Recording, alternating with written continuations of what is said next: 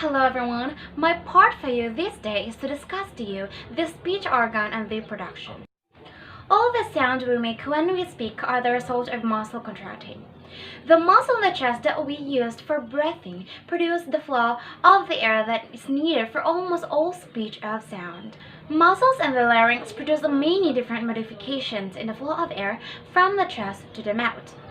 After passing through the larynx, the air goes through what we call vocal tract, which ends in the mouth and nostril. And in order to learn how the sound of speech are produced, it is necessary to become familiar with the different parts of the vocal tract. So these different parts are called articulators, and the study of them is called articulatory phonetics.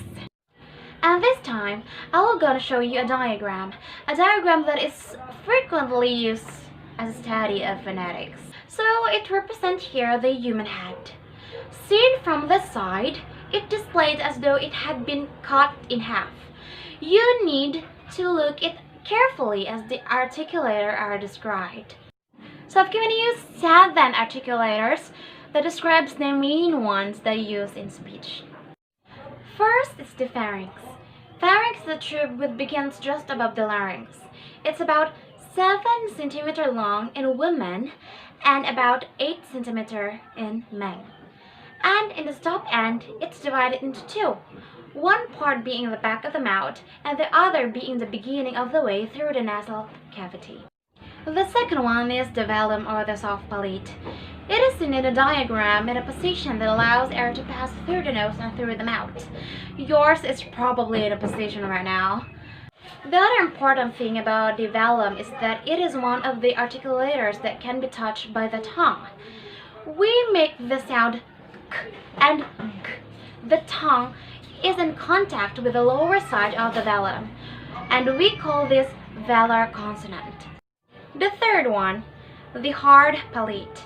The hard palate is often called as the roof of the mouth here. You can feel its smooth curved surface with your tongue, and that is what we call hard palate.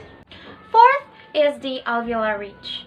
It is between the top front teeth and the hard palate. You can feel its shape with your tongue. Its surface is really much rougher than it feels and is covered with little ridges. Sound made with the tongue touching here, such as t and d, are called alveolar. The fifth one, of course, the tongue. It is very important articulatory and it can be moved into many different places and different shapes.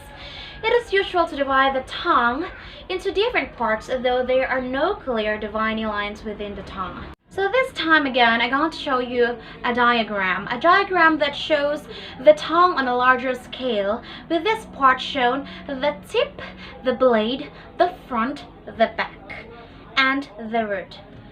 The 2 subdivisions of the tongue. We have here the teeth.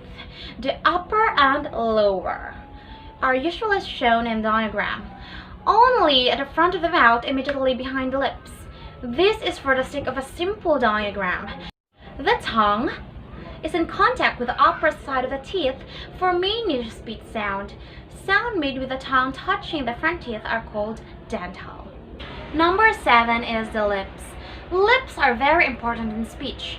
They can be pressed together when we produce the sound p and b, brought into contact with the teeth as in f and v.